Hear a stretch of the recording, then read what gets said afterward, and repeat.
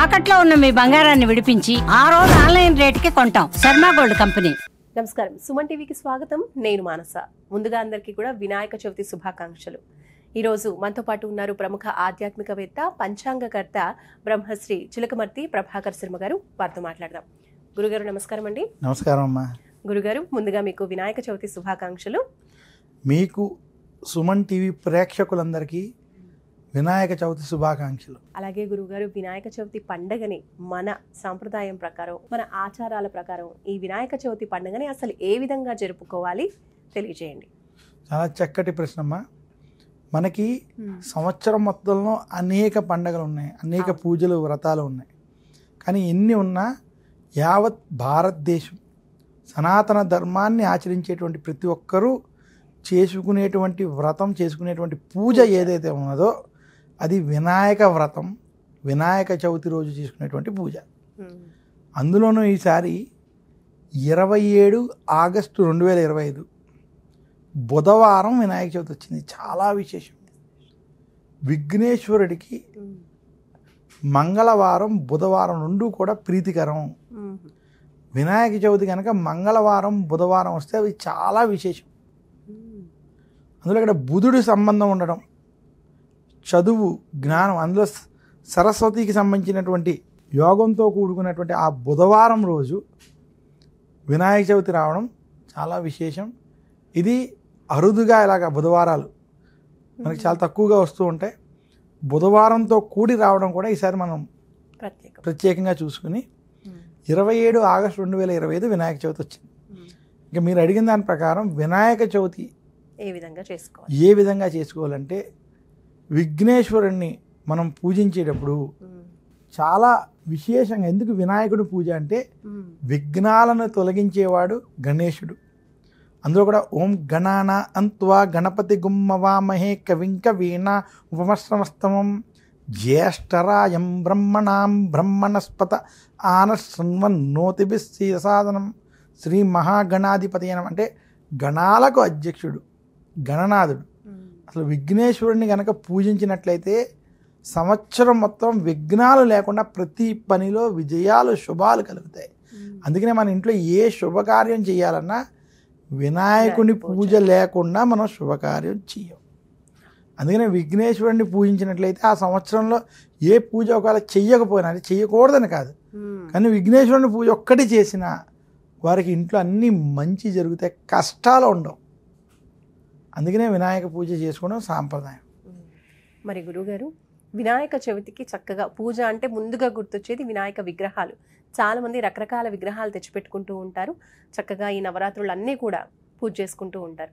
మరి ఎలాంటి విగ్రహాన్ని ప్రతిష్ఠించుకుని పూజ చేసుకోవడం అనేది శ్రేయస్కరం అంటారు? చాలా ఇది విశేషమైనటువంటి ప్రశ్న. అసలు వినాయక చవితిలో మనకి నిగూఢమైన కొన్ని విషయాలు ఉన్నాయి. అది వినాయక విగ్రహంతో మనకు తెలుస్తుంది. ఎందుకంటే ఇంటిలో ఎవరైతే విఘ్నేశ్వరుడిని పూజించుస్తున్నారో లేదా ఎక్కడైనా మండపాలు వంటివి పెడుతున్నారో వారు ఆలోచించాల్సిన విషయం ఏంటంటే, ఎంత చిన్న విగ్రహం ఉంటే అంత మంచిది. చిన్న విగ్రహం ముఖ్యంగా ఇంటిలో అయితే పూజ చేసుకున్నప్పుడు అరచేతిని మించకుండా ఉన్నటువంటి విగ్రహాన్నే ఉపయోగించాలి. ఎందుకంటే ఎంత విగ్రహాన్ని పెడితే అంత అనుష్ఠానము, అంత క్రతువులు, అంత పూజ, అంత నిష్ఠ, అంత హోమాలు వంటివి చెయ్యాలి. అలాగే అంత నివేదన వంటివి సమర్పించాలి. అవి మనకి ఇంటిలో అవి సాధ్యపడవు. కాబట్టి ఎట్టి పరిస్థితుల్లో అరచేతిని మించకుండా ఉండేటువంటి విగ్రహాన్ని పూజించాలి. ఒకటి. రెండోది, అసలు వినాయక చవితి భాద్రపద మాసంలో వస్తుంది. భాద్రపద మాసంలో నదులు, తటాకాలన్నీ వర్షపు నీటితో నిండిపోయి ఉంటాయి. మనం అక్కడికి వెళ్ళి ఆ నదులు, తటాకాలు ఉన్న చోట బంకమట్టిని తీసుకుని ఆ మట్టితో పూజించే వినాయకుడే శ్రేష్టం. అదే ఫలితం లభిస్తుంది. మీ దగ్గర డబ్బు ఎక్కువ ఉంటే వెండి, లేదా ఇంకా డబ్బు ఉంటే బంగారంతో వినాయకుడిని చేసి తెచ్చుకుని దాన్ని పూజ చేసి దాన్ని దానం ఇవ్వమంది శాస్త్రం. మీ దగ్గర అంత డబ్బు ఖర్చు పెట్టాల్సిన పరిస్థితి అవసరం లేదు అనుకున్నా కూడా మట్టితో చేసిన విఘ్నేశ్వరుడినే పూజించమంది. ఎందుకు మట్టితో చేసిన విఘ్నేశ్వరుడిని పూజించమంది అంటే, ఇందులో కూడా చాలా నిగూఢమైనటువంటి స్థితి ఉన్నది. మనం ఎందులోంచి వచ్చాము? ఈ సృష్టి అంతా కూడా, మనం అంతా, ఈ ప్రకృతి అంతా కూడా మట్టి నుంచి వచ్చాం.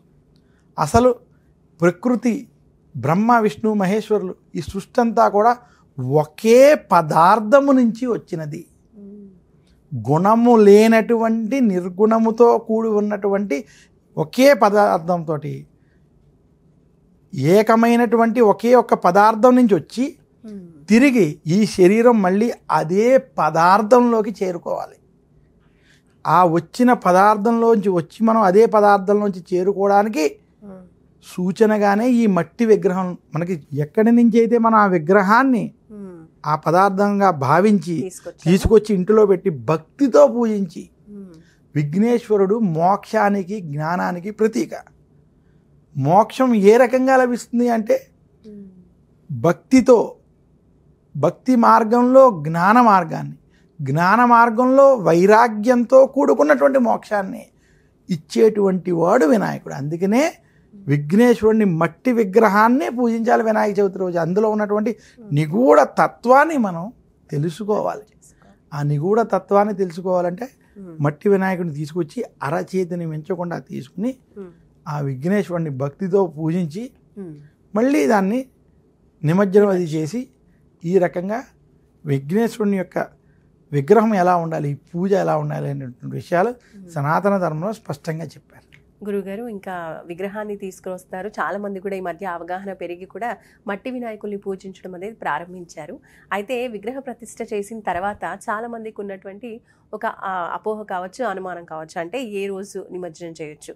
ఇంట్లో ఉన్న వాళ్ళైతే కొంతమంది 3వ రోజుకి తీసేస్తూ ఉంటారు, ఇంకొంతమంది 5వ రోజు. అంటే ఆ రోజులు కూడా మంచి రోజులా కాదా చూసుకుని విగ్రహాన్ని నిమజ్జనం అనేది చేస్తూ ఉంటారు. కాబట్టి ఈ సంవత్సరం ఏ రోజు నిమజ్జనం చేస్తే కనుక మంచిదంటారు? ఇప్పుడు విఘ్నేశ్వరుని యొక్క నిమజ్జనం ఏదైతే ఉందో అది చాలా ప్రత్యేకమైనది. ముఖ్యంగా చాలామంది తెలుసుకోవాల్సిన విషయం ఏంటంటే, మనం ఏ భగవంతుడిని అయితే పూజిస్తున్నామో, విఘ్నేశ్వరుని పూజించిన తర్వాత ఆయనని నిమజ్జనం చేసేటప్పుడు భక్తి శ్రద్ధలతో ఆ కార్యక్రమం చేయాలి.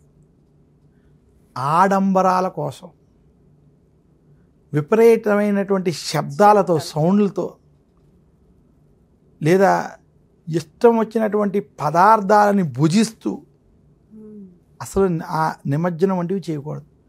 అసలు సుమన్ టీవీ ద్వారా 2 విషయాలు నేను ప్రత్యేకంగా చెప్దాం అనుకుంది. ఏంటంటే, మట్టి విగ్రహాలనే పూజించాలి తప్ప ప్లాస్టర్ ఆఫ్ ప్యారిస్ వంటి వాటిని పూజించడం వల్ల వినాయక వ్రత ఫలితం లభించదు. పుణ్యం సంగతి దేవుడు పాపం చుట్టుకుంటుంది. దానివల్ల ఎలాంటి ఉపయోగం లేదు. ఒకటి. రెండోది, ఈ ఇష్టం వచ్చినటువంటి సౌండ్ పొల్యూషన్ వీటితో చేయమని ఎక్కడా శాస్త్రం చెప్పలేదు. వినాయక నిమజ్జనం చేసేటప్పుడు అసలు ఆ రోజు ఉపవాసం చేయాలి. ఆ నిమజ్జన కార్యక్రమం అయ్యేదాకా కూడా ఎటువంటి ఆహారం తీసుకోకూడదు. ఒకవేళ స్వీకరించాలన్నా విఘ్నేశ్వరుడికి సమర్పించినటువంటి ప్రసాదాన్ని స్వీకరించడంలో దోషం లేదు. ఎవరికైనా దాహం వేసిన తులసి నీళ్లు వంటివి స్వీకరించాలి. ఏది పడితే ఆ ద్రవ్యాలని తాగేయడం తీసుకోకూడదు. అలాగే ఎలాంటి పడితే అలాంటి ఆహారాన్ని చేయకూడదు. ఒకటి. 2, విఘ్నేశ్వరుణ్ణి నిమజ్జనం చేసేటప్పుడు భక్తి శ్రద్ధలతో, విఘ్నేశ్వరుని నామస్మరణతో, ఓ వినాయకాయ నమః, ఏకదంతాయ నమః, స్కందపూర్వజాయ నమః అని ఏదో ఒక నామాలతో ఆయన నామస్మరణం చేస్తూ భక్తి శ్రద్ధలతో విఘ్నేశ్వరుని నిమజ్జనం చేయాలి. ఇంకా మీరు ఇంకో ప్రశ్న అడిగారు, ఏ రోజులు నిమజ్జనం చేయాలని.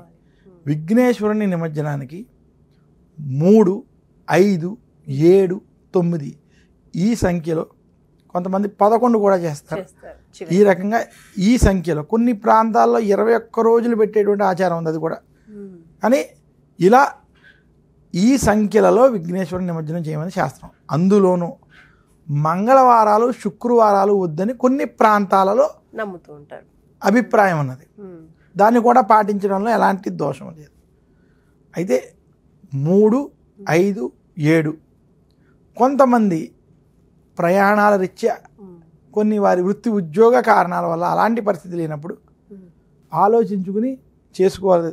కానీ ఉత్తమంగా చూసుకున్నట్లయితే 3, 5, 7, 9 వంటి రోజుల్లో విఘ్నేశ్వరుని నిమజ్జనం చేయడం మంచిది, శాస్త్ర సమ్మతం. అందులో ఎలాంటి దోషం లేదు. దీంతో పాటు విఘ్నేశ్వరుని నిమజ్జనం చేసేటప్పుడు మాత్రం భక్తి శ్రద్ధలు ముఖ్యం తప్ప ఆడంబరాలు లేకుండా చేయాలి. అలాగే మట్టి వినాయకుడిని మాత్రమే నిమజ్జనం చేయాలి. ఈ నిమజ్జనంలో ఇంకొక విధానం కూడా ఉన్నది. ఎక్కడైనా సముద్రం ఉన్నా, తటాకాలు ఉన్నా, గంగా, గోదావరి, కృష్ణ, కావేరి వంటి పుణ్యనదులు ఉన్నా ఆ ప్రాంతాల్లో చేయడం శుభం, మంచిది, ఎలాంటి దోషం లేదు. ఎవరికైనా నదులు కానీ తటాకాలు కానీ ఆ ప్రాంతాలు లేనటువంటి వాళ్ళు ఉంటారు అనేక మంది. ఇప్పుడు హైదరాబాద్లో ఉన్నాం. అలాంటి వారికి వినాయకుడిని నిమజ్జనం చేసేటప్పుడు మీరు ఇంటిలో ఏదైనా కొత్త కుండలో కానీ లేదా బకెట్లో కానీ బిందెలో కానీ శుద్ధ జలాలను తీసుకుని కొంచెం పసుపు కుంకుమ అందులో వేసి ఈ యొక్క మట్టి విఘ్నేశ్వరుణ్ణి అందులో పూర్తిగా కలిసిపోయేదాకా నిమజ్జనం చేయడం. చేసిన తర్వాత ఆ నీటిని కొంచెం తులసి మొక్కకి లేదా కొబ్బరి మొక్కలకి లేదా ఏదైనా చెట్లకి చేయడం. ఈ రకమైనటువంటి సాంప్రదాయాన్ని కూడా పాటించడంలో దోషం లేదు. ఇక్కడ నిమజ్జనం అంటే భక్తితోటి ఏ పదార్థం ఎక్కడి నుంచి వచ్చిందో తిరిగి అక్కడికే చేరుకోవాలనేటువంటి తత్వాన్ని దృష్టిలో పెట్టుకుని మనం ఆచరించడం చేత విఘ్నేశ్వరుని యొక్క కృపకి పాత్రలు అవుతాం. గురుగారు, మరి ఈ వినాయక వ్రతం అనేది ఎవరు చేసుకోవాలి, ఎలా చేసుకోవాలి? అలాగే చదువు కోసం విద్యార్థులు ఎక్కువగా ఆరాటపడుతూ ఉంటారు కాబట్టి చక్కని చదువు రావాలి అంటే విద్యార్థులు ఈ 11 రోజులు కూడా వినాయకుడిని ఏ విధంగా ప్రార్థించవచ్చు తెలియజేయండి. విఘ్నేశ్వరుని పూజ అసలు ఎవరు చేయాలి, ఎందుకు చేయాలి అంటే విఘ్నేశ్వరుడు గణాధ్యక్షుడు ఇవన్నీ కాసేపు మనం పక్కన పెడితే ఏ వ్యక్తికైనా ఇంటిలో సమస్యలు అధికంగా ఉన్నాయి, ఏ పని చేసినా అందులో ఆటంకాలు ఎదురవుతున్నాయి, ఆ పని పూర్తి అవ్వట్లేదు, లేదా ఇంటిలో అప్పుల బాధలు అధికంగా ఉన్నాయి, వివాహం సమయానికి అవ్వకపోవడం, వివాహం ఆలస్యం అవ్వడం, లేదా వివాహం అయిన తర్వాత భార్యాభర్తల మధ్య అన్యోన్యత లేకపోవడం, గొడవలు అధికంగా ఉండడం, సంతానం కలగకపోవడం లేదా సంతానం కలిగిన తర్వాత వారి ఆరోగ్య విషయాల్లో, చదువు విషయాల్లో ఇబ్బందులు ఏర్పడడం, ఇలాంటి సమస్యలు ఉన్నవారు ఏ వ్రతం చేస్తే ఆ సమస్యల నుంచి బయటపడచ్చు అనేటువంటి ప్రశ్న వేసుకుంటే దానికి సరైన సమాధానం వినాయక వ్రతం. వినాయక వ్రతాన్ని ఆచరించడం చేత ఇటువంటి సమస్యలు తొలగుతాయి.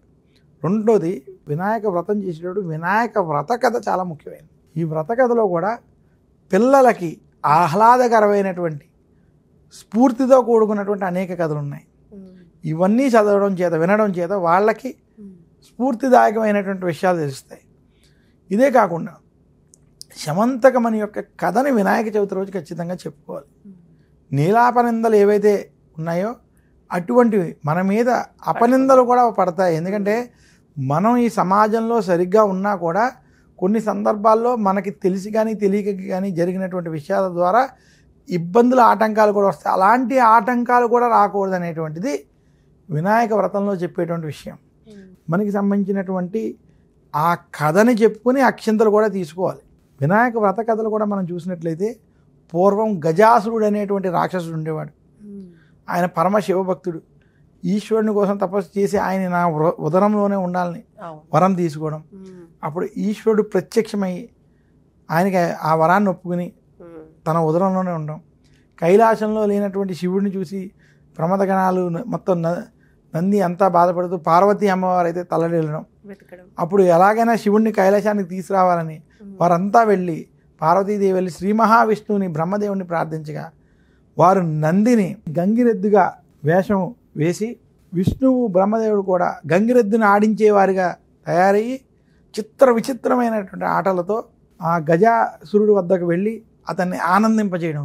ఇప్పుడు గజాసురుడు మీకు ఏం వరం కావాలో కోరుకోండి, ఆ వరాన్ని నేను ఇస్తాను అనగా ఇది శివుడి ముందు ఉండేటువంటి నంది, ఆ నందికి ఆ శివుడు కావాలి, అందువల్ల మా శివుడిని ఇవ్వాలనేటువంటి వరాన్ని అడగగా తనకి మృత్యు వచ్చిందని తెలిసి సరే అని శివుడిని వారికి అప్పచెప్పడం. అలా ఇచ్చినప్పుడు శివుడు తన యొక్క ఉదరాన్ని చీల్చుకుని బయటికి రాగా ఈశ్వరుణ్ణి నా యొక్క శరీర చర్మం నువ్వు ఎప్పుడూ ధరించాలని, నా యొక్క గజముఖం ఏదైతే ఉన్నదో ఇది ప్రతి ఒక్కళ్ళు ప్రార్థించేటువంటి విధంగా ఉండాలనేటువంటి వరాల కోరగా తదాస్తు అని చెప్పి ఆ యొక్క గజాసురుడు చనిపోయిన తర్వాత ఆ యొక్క ముఖాన్ని తీసుకుని కైలాసానికి శివుడు వెళ్ళినటువంటి ఇది మొట్టమొదటి వినాయక వ్రత కథ.